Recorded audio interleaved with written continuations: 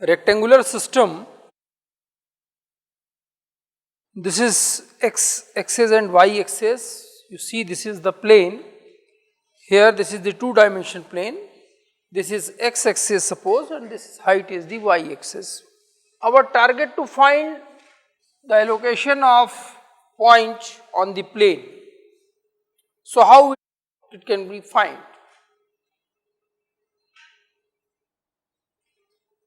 First we measure the position of the point with reference to any point. Otherwise it is not possible to find the measurement of any. जैसे मान लीजिए अगर ये हो कि किसी की हाइट कहा जाएगी, इसकी हाइट कितनी है, तो आप किस तरीके से मेजर करेंगे? आपके पास कोई स्टैंडर्ड पैरामीटर होगा जिससे आप कंपैरिजन करके बता पाएंगे कि इसकी हाइट कोई स्केल होगा या कोई फीता होगा जो स्टैंडर्डाइज होगा, उसके बेसिस पे आप you have to be compare कि this is the height of that particular person. इसी तरीके से अगर यहाँ पर डिफरेंट पॉइंट्स हैं प्लेन के अंदर और हमें प्लेन के अंदर पॉइंट की पोजीशन को मेज़र करना है, तो उसके लिए ज़रूरी है कि एक किसके रिस्पेक्ट में करें, तो एक रेफरेंस पॉइंट होना ज़रूरी है. इस रेफरेंस पॉइंट को कहते हैं ओरिजिन, मूल बिंदु, और इसके कोऑर्डिनेट होते हैं 0 0. अब जो भी दूसरे पॉइंट्स होंगे उनकी पोजीशन इस पॉइंट के रिस्पेक्ट में मेजर करी जाएगी. जैसे मान लीजिए P be any point on the plane, the coordinate of P is xy. What it means? We must draw the line PM. This length is x and this length is y. This is 0, यहाँ से x तक गए इसलिए इसका coordinate यहाँ पर x हुआ, और यहाँ से ऊपर y तक गए तो इसका कोऑर्डिनेट xy, ये P के कोऑर्डिनेट हुए xy. तो ये किससे मेजर किए गए? ये किए गए ओरिजिन से मेजर किए गए, जिसके कोऑर्डिनेट्स हमने मान के चला जहां दो एक्सिस परपेंडिकुलर इंटरसेक्ट करती हैं, वो इंटरसेक्शन पॉइंट जो है उसको कहा गया कि this is said to be origin and the coordinate of the origin is 0 0.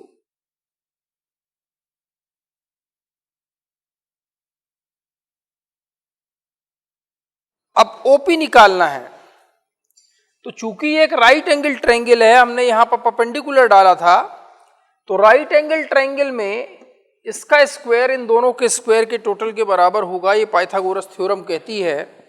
तो उससे आ जाएगा OP स्क्वायर बराबर x square plus y square, या OP बराबर under root x square plus y square. Right. अब अगर कोई पॉइंट यहां पर सपोज करिए, एक पॉइंट ये है और एक पॉइंट ये है, इन दोनों के बीच की दूरी निकालनी है, distance between the two points. This is our target to find what will be the. So here suppose it is the coordinate of like x1 y1, it is x2 y2, suppose this is q. Okay,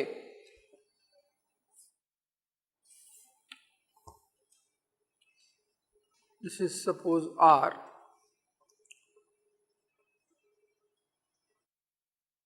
इसकी ये distance निकालना है pq. तो ये देखिए, ये distance आपका पूरा है यहाँ से यहाँ तक x2, और यहाँ से यहाँ तक का डिस्टेंस है x1, तो ये बना x2 माइनस x1, और ये बना y1 और ये बना y2 पूरा, तो ये बना y2 माइनस y1. तो ये हो गया दोनों के बीच की दूरी, यानी कि PQ का स्क्वायर बराबर, फिर ये राइट एंगल ट्रायंगल है, y2 माइनस y1 का whole square plus x2 minus x1 का होल स्क्वायर. तो दो बिंदुओं के बीच की दूरी निकालने का फॉर्मूला हो गया x2 माइनस x1 का whole square plus y2 minus y1 का होल स्क्वायर. और इधर से भी देखें कि अगर ये कोऑर्डिनेट 0 0 है और ये एक्स वाई है तो इस फॉर्मूले से भी हम निकाल सकते हैं ओपी, वो आ जाएगा x माइनस 0 का whole square plus y minus 0 का होल स्क्वायर बराबर ओपी बराबर under root x square plus y square. ये दूसरा पॉइंट ओरिजिन है, तो ओरिजिन रख दिया तो आपको मिल जाएगा उस पॉइंट के रिस्पेक्ट में डिस्टेंस पी क्यू बराबर under root x square plus y square.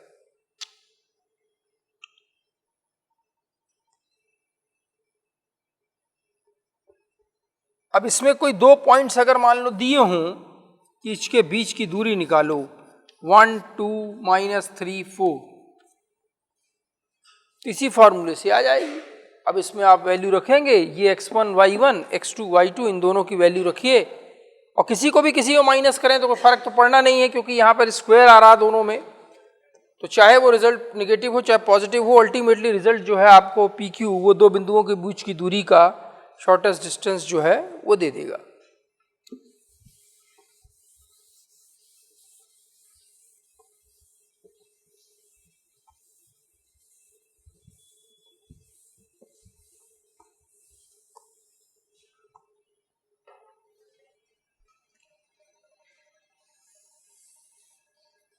अब है हेडिंग डालिए internal section division. Internal section division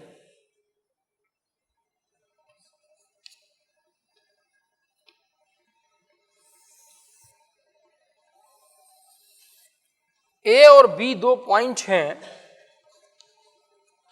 x1 y1 और ये आया x2 y2।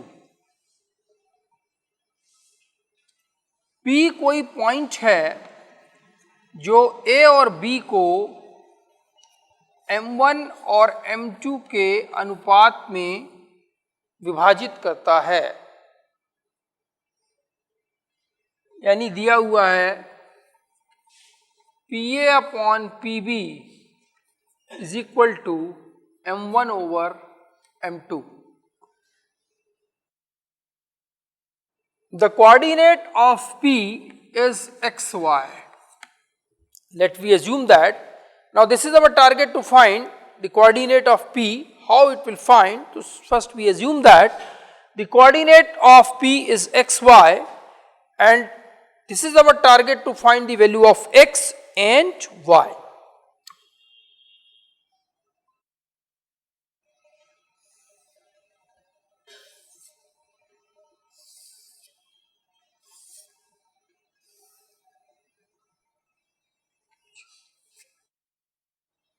PA upon PB is equal to M1 upon M2। अब इसमें ये दो मान लीजिए हमने ट्रायंगल लिए,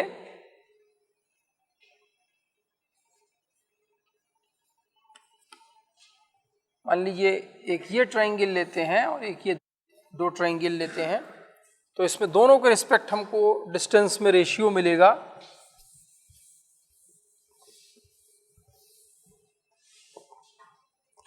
चूंकि ये लिखें आप कि triangle AQP and triangle PSB are similar triangle,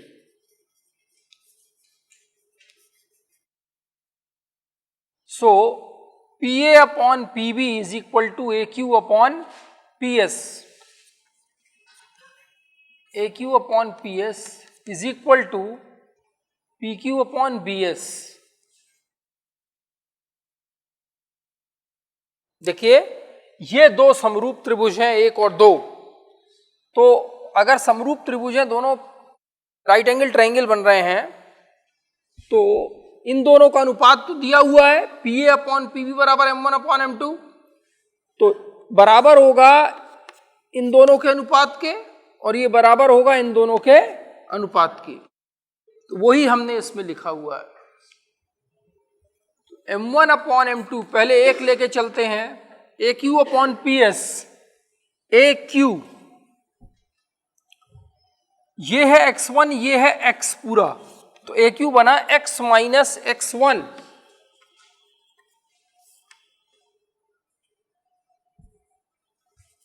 और PS बना ये है पूरा x2 और ये है x2 minus x।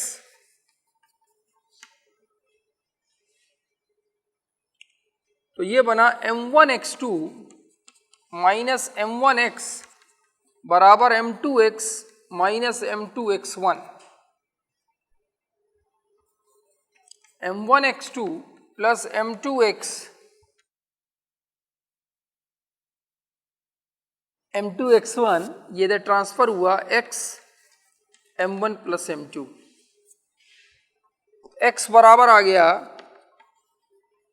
m1x2 plus m2x1 over m1 plus m2। x के कोऑर्डिनेट निकालने थे, x का मान ये आ गया।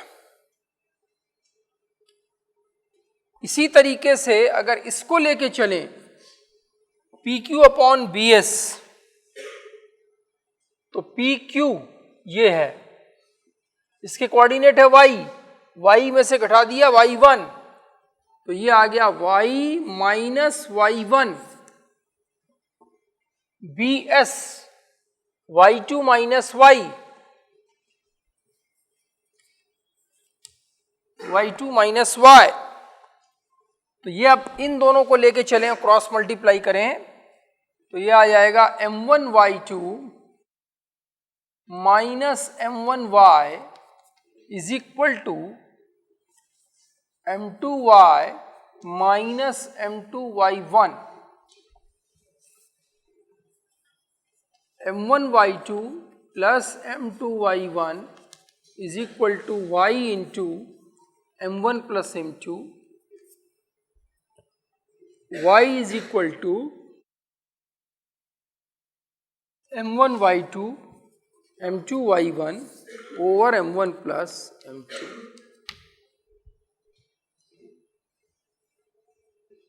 ये हमारा इंटरनल सेक्शन डिवीजन कहलाता है। ये आर्टिकल ये हो गया कि दो पॉइंट्स दिए हुए हैं और एक पॉइंट, इन दोनों पॉइंट A और B को m1 रेस टू m2 पे डिस्ट्रीब्यूट करता है। Then find the coordinate of that point. There are the two points A and B। If P be the point which intersect A and B to the ratio m1 raised to m2, then what will be the coordinate of P? So our target is to find the coordinate of P. Let me assume that the coordinate of P is xy. So the value of x and y, here it is the value of x is this, y is this. Like suppose whatever is the value 1 minus 2, 2, 3 suppose, और दिया मान लीजिए कि 2 raise to 1 पे ratio दिया हुआ, कुछ भी दिया हुआ है, एक एग्जांपल बता रहा हूं आपको। तो इसमें अगर x की वैल्यू निकालनी है तो m1 x2, this is suppose m1, या m1 इसको ले रहे हो a के साथ, तो 2 into 2 plus 1 into 1 upon 1 plus 2, that's it. तो ये अंतः विभाजन होगा, दिए हुए अनुपात में अंतः विभाजन, जो भी अनुपात दिया होगा तरीका उसका यही है। ये m1 अगर है, this into coordinate of this one, चाहे x और चाहे y हो, y में भी वही नियम है अगर y निकालना है तो, और ये अनुपात इंटू दिस वन अपॉन दोनों अनुपातों का योग m1 प्लस m2। अब है एक्सटर्नल सेक्शन डिवीजन। दो पॉइंट्स दिए हुए हैं A और B, P कोई पॉइंट लाइन से बाहर है जो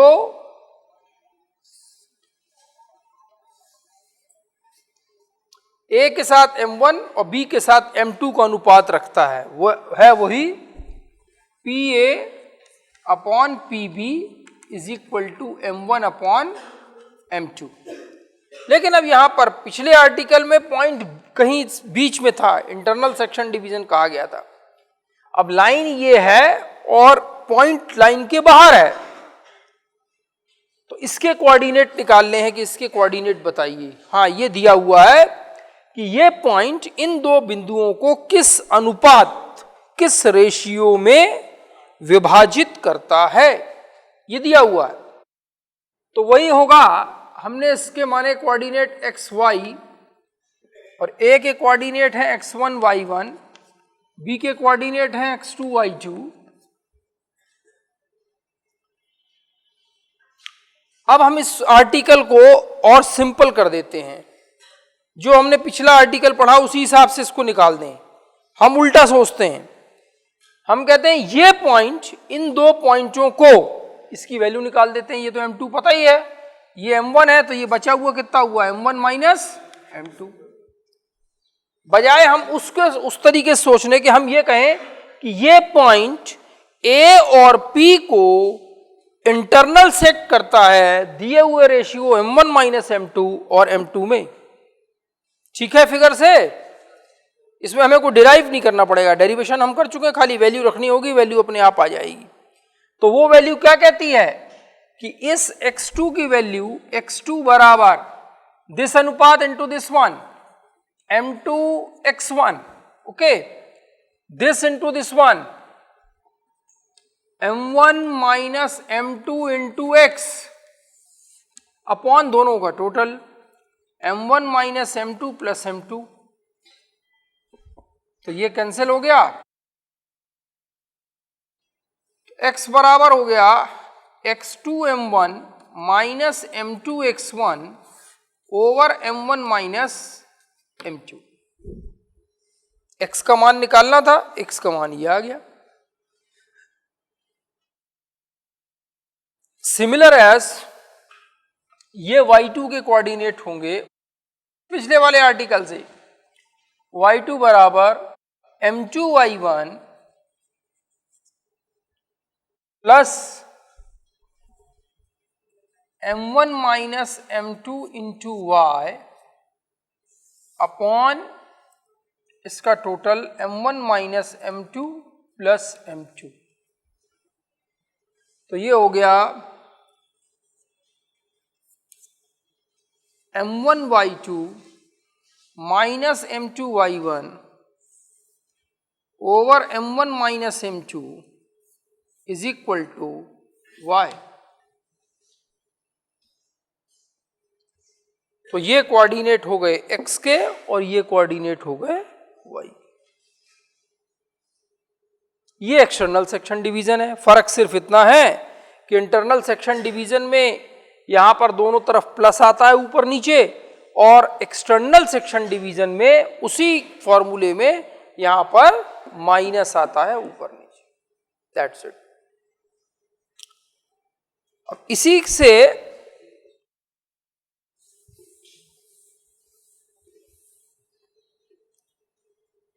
find the coordinate of the centroid of the triangle। ये भी रेशियो का ही है, स्टैंडर्ड सवाल है, आर्टिकल कह सकते हैं। सेंटरॉइड ऑफ द ट्रायंगल, सेंटरॉइड कहते हैं जहां मीडियंस एक दूसरे को इंटरसेक्ट करती हैं। ये एक हमने लिया ट्रायंगल ए बी सी, मान लीजिए इसकी मीडियन ये है AD, इसकी मीडियन ये है BE और ये मीडियन CF। ये मान लीजिए कुछ भी मान लें, G मान लें सेंट्रॉइड। तो हमारा टारगेट है इस G के कोऑर्डिनेट निकालना, जबकि x1 y1 x2 y2 x3 y3, और ये रेशियो दिया हुआ है 2:1। ये होता है, स्टैंडर्ड होता है, ये सेंटरॉइड कहलाता है केंद्रक। ये मध्यिका को 2 और 1 के अनुपात में विभाजित करता है।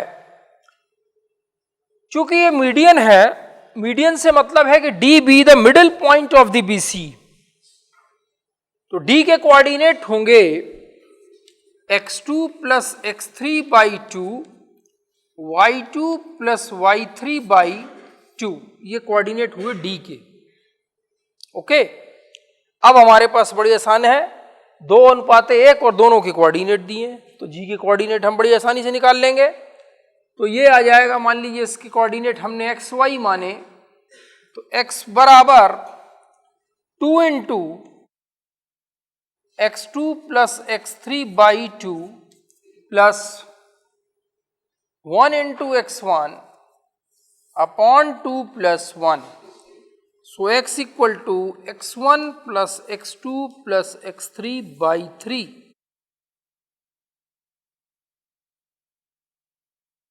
ये 2 से 2 cancel, x1 plus x2 plus x3 by 3। Similarly y is equal to y2 plus y3 by 2 into 2 plus 1 times y1 upon 2 plus 1। So y is equal to y1 plus y2 plus y3 by 3। So coordinate of the centroid is x1 plus x2 plus x3 by 3 और इधर आ गया y1 plus y2 plus y3 by 3।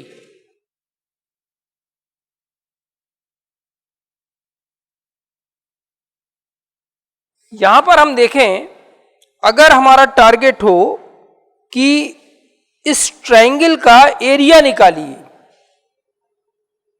तो इस triangle का area जहां 3 points दिए हो, चूंकि आर्टिकल सामने है, तो वो area of the triangle ABC is equal to half determinant x1 y1 1, x2 y2 2 is 1, x3 y3 1। ये डिटर्मिनेंट को कैसे ब्रेक करना है, A is equal to half,